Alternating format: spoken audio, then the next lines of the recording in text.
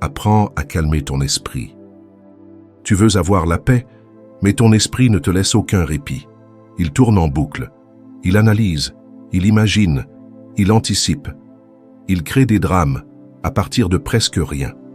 Le matin, tu te lèves déjà tendu. Le soir, tu t'endors avec un tourbillon dans la tête. Même quand tout va bien, il trouve une raison de s'inquiéter. C'est comme si une voix intérieure refusait que tu sois tranquille. Pourquoi? Parce que ton esprit n'a jamais appris à se taire. Ce n'est pas ta faute. On t'a appris à penser, à parler, à faire du bruit, mais jamais à faire le vide. On t'a appris à réussir, à t'exprimer, à réagir, mais jamais à observer sans juger. Pourtant, c'est dans ce silence que naît la puissance. Les stoïciens le savaient. Le calme est une force, disait Sénèque, et cette force commence à l'intérieur. Si ton esprit est ton ennemi, alors chaque jour est une guerre. Mais si tu parviens à l'apaiser, même les pires tempêtes ne t'atteindront plus. Parce qu'un esprit tranquille ne réagit pas, il choisit. Il ne s'agite pas, il observe. Il ne s'effondre pas, il endure. C'est ce que Marc Aurèle appelait la forteresse intérieure, ce lieu inviolable où rien ni personne ne peut te troubler sans ton consentement. Tu ne peux pas contrôler les gens, tu ne peux pas contrôler les événements, mais tu peux apprendre à ne pas laisser ton esprit s'enflammer pour tout, et c'est là que commence ta liberté. Aujourd'hui, tu vas découvrir 9 stratégies simples, issues de la sagesse stoïcienne pour calmer ton esprit, reprendre le contrôle, et goûter enfin à ce que peu de gens atteignent, le vrai calme. Si tu veux avancer avec nous sur le chemin de la clarté mentale et de la paix intérieure, abonne-toi dès maintenant. Ici, on n'entretient pas le vacarme intérieur, on forge des esprits calmes, lucides, inébranlables. Laisse un like pour ancrer ton engagement envers toi-même et partage cette vidéo à quelqu'un qui mérite, lui aussi, de ne plus se laisser ronger par ses pensées. Commençons par le premier chapitre. Ton esprit s'agite parce qu'il croit tout ce qu'il pense. Ton esprit parle tout le temps. Et le pire, c'est que tu l'écoutes. Chaque pensée qui traverse ta tête devient une vérité absolue. Chaque scénario que ton mental imagine, tu le vis comme s'il allait arriver. Mais as-tu déjà pris le temps de te demander, est-ce que c'est réel ou est-ce simplement une pensée passagère? Le vrai problème, ce n'est pas ce que tu penses, c'est que tu crois tout ce que tu penses. Une pensée n'est pas un fait. Ce n'est qu'une réaction électrique, un reflet de ton passé, de tes peurs, de tes conditionnements. Le stoïcien ne se laisse pas dominer par ce flot. Il prend du recul, il observe. Il ne s'identifie pas à la voix dans sa tête, il la considère comme un simple invité, pas comme le maître de maison. Marc Aurèle l'avait compris. L'âme devient ce que l'on pense. Plus tu laisses ton esprit ruminer des inquiétudes, plus tu deviens inquiet. Plus tu laisses place à la colère, à la jalousie ou au doute, plus ton être entier est envahi par ces poisons invisibles. Tu ne peux pas empêcher la pensée de surgir, mais tu peux décider de ne pas l'accueillir chez toi. C'est ici que commence ta liberté mentale, en choisissant ce que tu crois. Si une pensée apparaît et qu'elle t'affaiblit, alors rejette-la. Si elle te diminue, ignore-la. Et si elle revient, fais ce que font les sages, n'écoute pas. Car tout ce à quoi tu donnes ton attention prend du pouvoir sur toi. C'est ta vigilance qui crée ta paix ou ton chaos. Épictète disait « Ce qui trouble les hommes, ce n'est pas les choses, mais les jugements qu'ils portent sur elles. » Si ton esprit pense que tu es en danger, même quand tout va bien, alors tu vivras dans l'angoisse au lieu de savourer le calme. La clé, c'est de reprendre le rôle de l'observateur. Ne sois plus le jouet de ta pensée. Regarde-la passer comme un nuage et laisse-la s'éloigner sans t'accrocher. Quand tu réalises que ton esprit ment parfois, tu arrêtes de lui confier les clés de ta paix. Tu redeviens le maître et non plus la marionnette. Ce silence intérieur, cette capacité à ne pas réagir immédiatement à chaque pensée, est une des plus grandes forces du stoïcien. Il sait que la vraie puissance, ce n'est pas de penser fort, mais de penser juste. Alors aujourd'hui, commence par ce geste simple. Ne crois pas tout ce que tu penses. Mets tes pensées à l'épreuve. Demande-toi, est-ce utile? Est-ce vrai? Est-ce constructif? Et si ce n'est pas le cas, laisse-la passer. Le calme ne viendra pas de l'extérieur, il naît du moment où tu cesses de prendre chaque pensée comme une vérité. Passons maintenant au deuxième chapitre. Tu veux contrôler l'incontrôlable, c'est là que naît la tempête. Tu veux la paix, Mais ton esprit est tendu comme un arc. Pourquoi? Parce qu'il veut tout régenter, les réactions des autres, les imprévus, l'avenir, les regards, les silences, les résultats. Il pense qu'en contrôlant l'extérieur, il trouvera enfin le repos. Mais plus il essaie, plus il s'épuise, car ce monde ne t'appartient pas. Le stoïcisme commence toujours par cette ligne de séparation nette, ce qui dépend de moi et ce qui ne dépend pas de moi. Ce que je contrôle, ce sont mes pensées, mes choix, mes réactions. Le reste m'échappe. Et tant que je lutte contre ce qui ne m'obéira jamais, je perds la guerre contre moi-même. L'agitation naît toujours d'une tentative de maîtrise illusoire. Il ne faut pas désirer que les événements arrivent comme tu veux, mais vouloir qu'ils arrivent comme ils arrivent. Épictète. Voilà la sagesse brute. Tant que tu veux que la vie te suive, tu souffriras. Mais si tu choisis de suivre la vie, sans résistance, tu retrouves ta souveraineté intérieure. Ce n'est pas de la soumission, c'est de l'intelligence. L'esprit s'agite parce qu'il pense qu'en anticipant tout, il sera prêt à tout. Mais c'est faux. L'obsession du contrôle crée une tension constante. Tu veux que les autres se comportent comme tu l'as prévu. Tu veux que les choses se déroulent selon ton plan. Et quand la réalité ne suit pas, ton calme s'effondre. Marc Aurèle, dans ses Pensées pour moi-même, écrivait « Adapte-toi à ce que la vie t'apporte et aime ceux avec qui le destin t'unit. » Ce n'est pas un abandon, c'est une stratégie. Tu ne fuis pas les responsabilités, tu rediriges ton énergie là où elle peut vraiment porter ses fruits, sur toi.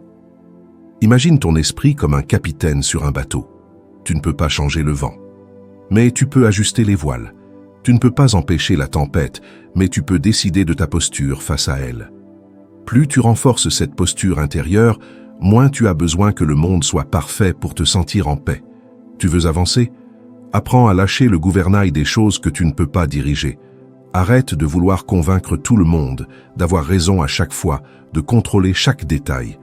Reprends plutôt le contrôle là où il est vraiment utile, dans ta façon de penser, de réagir, de respirer, de décider.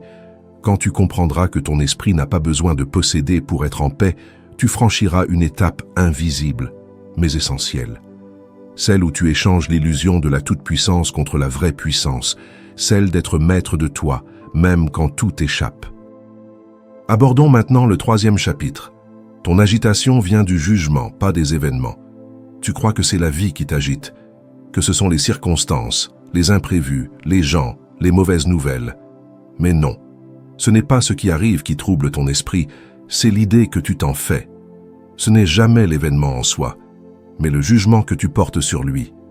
C'est ici que commence ta confusion, et ici que tu peux la démanteler. Marc Aurèle disait « Si tu es affligé par une chose extérieure, ce n'est pas elle qui te trouble, mais ton jugement sur elle. Ce que tu appelles stress, colère ou angoisse n'est souvent que la réaction de ton mental à une interprétation. Tu penses que tu es trahi, offensé, oublié, mis de côté, mais tout cela n'existe que dans ton esprit, pas dans les faits. Imagine 2 personnes vivant la même situation. L'une explose, l'autre reste paisible. La différence ne vient pas de l'événement, mais de la façon dont elle l'accueille intérieurement. Le stoïcien, lui, choisit sa réponse. Il ne donne pas aux circonstances le droit de décider de son humeur. Il conserve le gouvernail de son esprit, même dans la tempête. Épictète nous enseigne, ce qui trouble les hommes, ce ne sont pas les choses, mais les opinions qu'ils en ont. Autrement dit, ta paix dépend de ce que tu choisis de croire. Si tu changes ton regard, ton monde change. Le chaos extérieur peut continuer, mais toi, tu ne seras plus une feuille emportée par le vent. Tu seras l'arbre qui tient bon. Combien de fois t'es-tu mis en colère pour un simple mot mal interprété? Combien de nuits as-tu perdu à cause d'un détail sur lequel ton esprit a brodé un roman de souffrance? La vérité, c'est que tu fabriques ta douleur. Et c'est une excellente nouvelle, car ce qui est fabriqué peut être déconstruit. Le calme ne viendra pas d'un monde parfait. Il viendra du dépouillement de ton regard. Moins de jugement, moins d'interprétation, moins de scénarios mentaux, et plus de présence, plus de lucidité, plus de silence. Tu n'as pas besoin de tout comprendre pour te sentir en paix. Tu as seulement besoin de ne plus te laisser piéger par ce que tu crois savoir. Dès qu'un événement surgit, pose-toi cette question stoïcienne. Et si je ne savais rien? Tu verras. Le silence prend alors la place du chaos. Tu veux calmer ton esprit? Commence par neutraliser le juge intérieur. Ne cherche pas à tout expliquer, à tout classer, à tout commenter. Parfois, le calme se trouve dans l'acceptation simple et nue de ce qui est. Explorons le 4e chapitre. Ralentis. Ton esprit court plus vite que ta vie. Tu crois manquer de temps, mais en vérité, c'est ton esprit qui court trop vite. Avant même d'avoir vécu une situation, tu l'as déjà imaginée, anticipée, exagérée. C'est cette précipitation intérieure qui t'épuise. Tu vis dans le futur, tu rumines le passé, mais tu n'habites jamais vraiment le présent. Et c'est là que ton agitation trouve refuge. Le stoïcien ne cherche pas à aller vite, il cherche à aller juste. Il comprend que chaque pensée précipitée devient un danger, que chaque réaction impulsive crée des dégâts. Ralentir, ce n'est pas perdre du temps, c'est retrouver son axe. Comme l'écrivait Sénèque, ce n'est pas que nous avons peu de temps, c'est que nous en perdons beaucoup. Et tu en perds chaque fois que tu cours sans direction. Ton esprit est comme une pièce encombrée. Plus tu y ajoutes de pensées, plus l'étouffement grandit. Pour respirer à nouveau, il ne faut pas ajouter de nouvelles idées, mais faire le vide.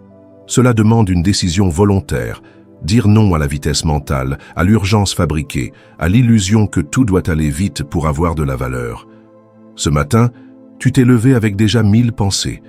Tu t'es projeté dans des conversations qui n'auront peut-être jamais lieu. Tu as anticipé des problèmes qui ne viendront peut-être jamais. Tu as voulu tout résoudre, tout comprendre, tout prévoir. Et c'est là que la tempête a recommencé, parce que ton esprit s'est lancé dans une course qui ne mène nulle part. Commence par respirer. Oui, simplement. Prends le temps de t'asseoir. Observe ce que tu ressens sans le juger. Ce n'est pas une perte de temps. C'est une reconquête, car chaque instant que tu reprends à ton esprit est un pas vers ta libération. Tu n'es pas fait pour courir après chaque pensée comme un chien après un papillon. La hâte est la marque de l'esprit agité, disait Épictète. Le sage, lui, pose chaque pensée comme une pierre. Il bâtit lentement, mais solidement. Il refuse de réagir sans discernement. Il préfère perdre une minute pour réfléchir que vivre une heure dans le désordre. Il sait que la paix naît du ralentissement. L'agitation intérieure n'est pas un excès d'action, c'est un manque de présence. Plus tu ralentis, plus tu es là. Plus tu es là, plus tu es fort. Et dans ce monde qui court dans tous les sens, celui qui marche en conscience impose une autorité silencieuse. Il devient inébranlable, parce qu'il ne se laisse plus emporter. Alors aujourd'hui, offre-toi ce luxe rare, ralentir. Ne laisse pas ton esprit décider de la vitesse à laquelle tu dois vivre. C'est à toi de fixer le rythme. Et ce rythme commence quand tu choisis, en pleine conscience, de te retirer du tumulte pour retrouver la paix. Poursuivons avec le 5e chapitre. Maîtrise ton langage intérieur. Les mots que tu te répètes forgent ton monde. Il y a une voix qui t'accompagne en silence depuis toujours. Ce n'est pas celle des autres, ni celle du monde extérieur. C'est celle que tu entends dans ta tête jour et nuit. Et cette voix, tu l'écoutes sans même t'en rendre compte. Tu l'as laissée s'exprimer librement, sans jamais lui imposer de discipline. Et pourtant, c'est elle qui façonne l'ambiance de ton esprit. Un esprit agité est souvent le fruit d'un discours intérieur chaotique. Tu dis des choses sur toi que tu n'oserais jamais dire à ton meilleur ami. Tu te critiques, tu te rabaisses, tu anticipes l'échec, tu prédis la chute. Ce dialogue intérieur est devenu une habitude destructrice. L'homme est bouleversé, non par les choses, mais par l'opinion qu'il en a, écrivait Épictète. Et ton opinion sur toi-même peut devenir ton premier ennemi. Le stoïcien, lui, surveille ses pensées comme un maître de maison surveille sa porte. Il ne laisse pas entrer n'importe quelle parole. Il sait que les mots sont des semences. Ce que tu répètes devient croyance. Ce que tu crois devient comportement. Et ce que tu fais devient ton destin. Ce n'est pas un luxe d'apprendre à se parler avec sagesse. C'est une urgence. Sénèque écrivait « Le langage intérieur est le premier miroir de notre âme. » Si tu veux apaiser ton esprit, commence par transformer ce miroir. Parle-toi comme tu parlerais à quelqu'un que tu veux relever. Pas avec des flatteries, mais avec droiture et bienveillance. Rappelle-toi tes progrès, pas seulement tes manques. Et surtout, ne crois pas tout ce que tu te dis sous l'effet de la peur ou de la fatigue. Le stoïcisme n'est pas un exercice de silence absolu. C'est une réforme intérieure. Il ne te demande pas de ne rien penser. Il te demande de penser mieux. Et pour cela, tu dois rééduquer ton discours interne comme on rééduque un muscle après une blessure. Lentement, patiemment, quotidiennement. Aujourd'hui, commence simplement. Remplace une pensée toxique par une phrase plus sage. Au lieu de dire « je suis nul », dis « j'apprends encore ». Au lieu de dire « je ne vaux rien », dis « je vaux mieux que ce moment de doute ». Tu ne dois pas t'illusionner, tu dois t'élever. Il y a une différence entre se mentir et se parler comme un sage. Ce que tu te répètes façonne la météo de ton esprit. Veux-tu la tempête ou le ciel clair? Ce n'est pas le monde qui décidera pour toi, c'est ton propre discours. Car c'est dans tes mots intérieurs que naît ou s'effondre la paix. Abordons à présent le 6e chapitre. Le calme se cultive comme une discipline quotidienne. Tu veux que ton esprit soit calme, mais tu le laisses être envahi chaque jour par l'agitation, sans jamais lui offrir de moments de repos conscient. Tu espères la paix comme si elle allait tomber du ciel, alors qu'en vérité, elle s'obtient comme on forge une lame, avec répétition, patience et précision. Le calme n'est pas un état que tu reçois, c'est un état que tu pratiques. Le stoïcisme ne promet pas une paix magique, il t'enseigne une hygiène mentale. Ce n'est pas la fortune, mais la constance qui rend un homme paisible, disait Sénèque. Et cette constance commence dans les petites choses, se lever sans précipitation, respirer avant de parler, observer ses pensées avant d'y réagir. La paix intérieure naît de la régularité, pas de l'exceptionnel. Tu crois peut-être que le calme viendra quand tout s'arrangera autour de toi. C'est faux. Car même dans le silence extérieur, ton esprit peut hurler. Le stoïcien inverse la logique. Il ne cherche pas que le monde se taise, il apprend à faire taire son propre tumulte. Il sait que le chaos n'est dangereux que s'il trouve un écho en nous. Un exemple très simple. À ton travail, une remarque injuste t'est adressée. Ton réflexe immédiat serait de répliquer, de corriger, de t'agiter intérieurement. Mais si tu appliques la discipline stoïcienne, tu restes silencieux, tu respires, tu laisses passer la vague. Et cette simple maîtrise change tout. Elle protège ton énergie, ton image et ta paix. Épictète enseignait « supporte et abstiens-toi ». Cela ne veut pas dire fuir ou te soumettre. Cela signifie « observe ce que tu ressens, mais n'agis pas tant que ton esprit n'est pas stable ». Comme un soldat ne tire pas tant qu'il ne voit pas clairement sa cible, le sage ne parle pas tant que sa pensée n'est pas éclaircie. Le calme n'est pas un don réservé à quelques élus. Il est le fruit d'une discipline mentale quotidienne. Moins de réaction, plus d'observation. Moins de jugement, plus de présence. Moins d'agitation, plus de structure. Chaque jour est un terrain d'entraînement. Et chaque instant, une possibilité de t'exercer. Ne cherche pas à être calme quand tout s'effondre si tu n'as jamais pratiqué le calme quand tout allait bien. Le calme se bâtit quand rien ne l'exige, pour être prêt quand tout l'exigera. Et surtout, rappelle-toi ceci. La tranquillité vient quand on ne désire que ce que l'on peut contrôler, disait Marc Aurèle.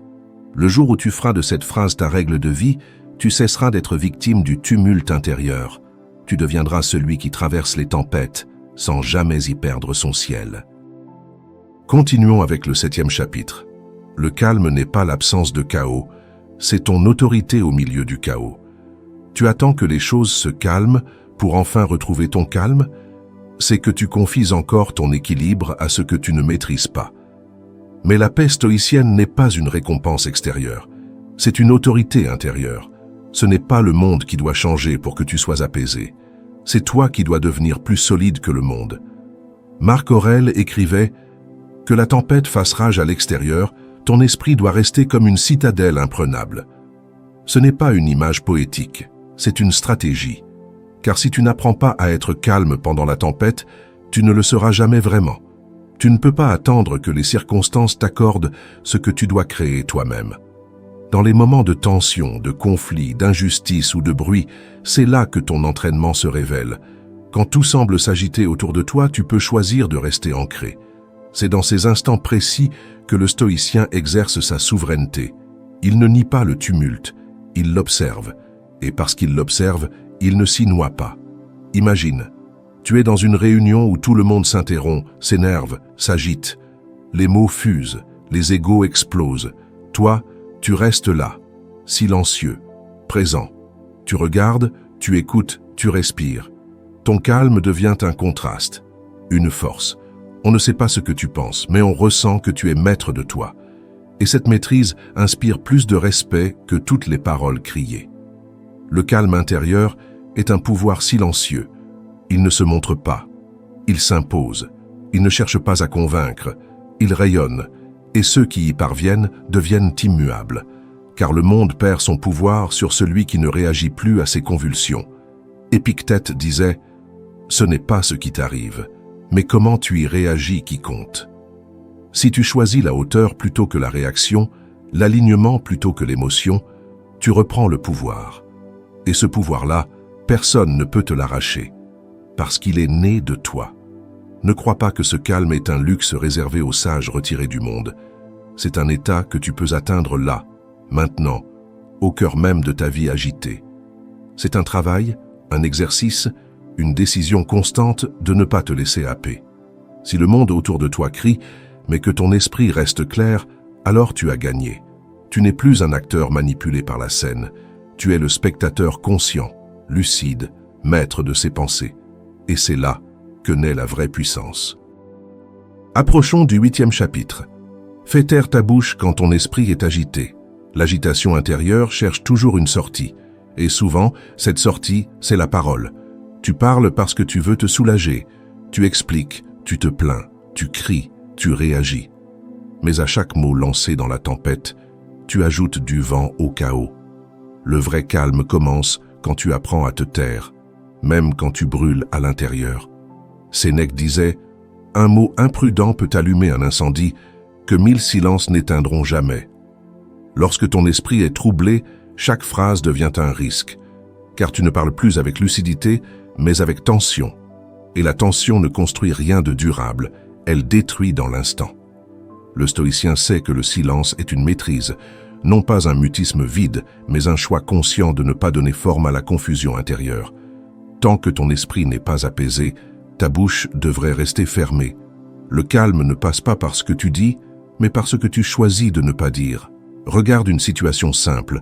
Une dispute commence dans ton couple. Les mots montent, les émotions s'échauffent. Tu veux répondre, te défendre, répliquer. Mais tu choisis le silence. Pas pour fuir, pour ne pas jeter d'huile sur le feu. Et dans ce silence, tu regagnes ton pouvoir. Car tu refuses de te laisser entraîner dans un cercle sans fin. Marc Aurèle écrivait « Il est possible d'être invincible si l'on ne s'engage dans aucune lutte où la victoire n'est pas entre ses mains. » Parler dans la colère, c'est livrer la guerre à l'aveugle. Se taire, c'est refuser le combat inutile et attendre que la paix reprenne sa place. Ce silence n'est pas passivité, c'est un bouclier. Il protège ton intégrité, ta relation, ton esprit. Il laisse passer l'orage.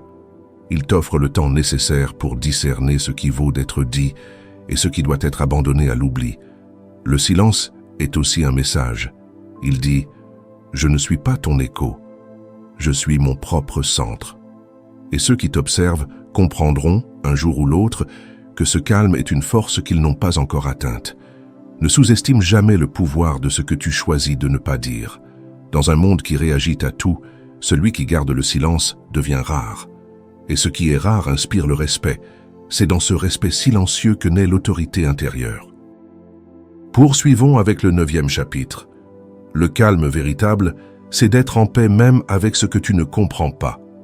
Tu crois que pour être en paix, tu dois tout comprendre. Tu veux que les choses aient un sens, que les événements soient logiques, que les gens agissent selon ta vision du monde. Mais la vie n'obéit pas à ton besoin de clarté. Et vouloir tout expliquer, c'est souvent le premier pas vers l'angoisse. Le stoïcien, lui, accepte l'opacité.